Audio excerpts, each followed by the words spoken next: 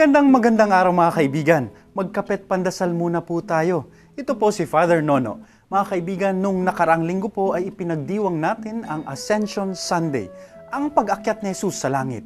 May nagtanong po sa aking bata, bakit kailangan niya pang umalis? Bakit di na lang nanatili si Jesus? Sagot ko po, una, hindi naman talaga siya umalis.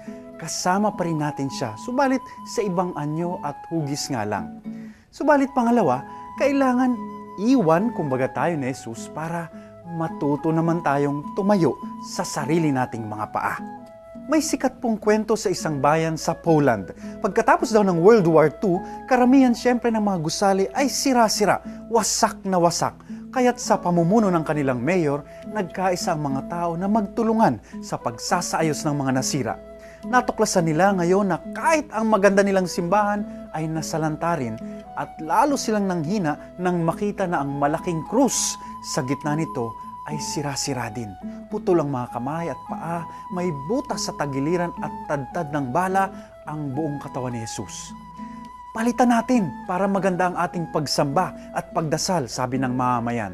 Subalit pinigilan sila ng mayor.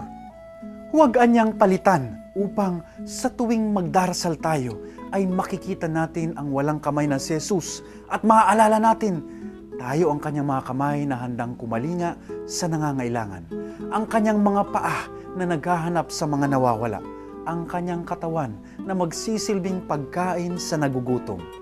Hindi tayo iniwan ni Jesus. Tayo ngayon ang presensya ni Jesus.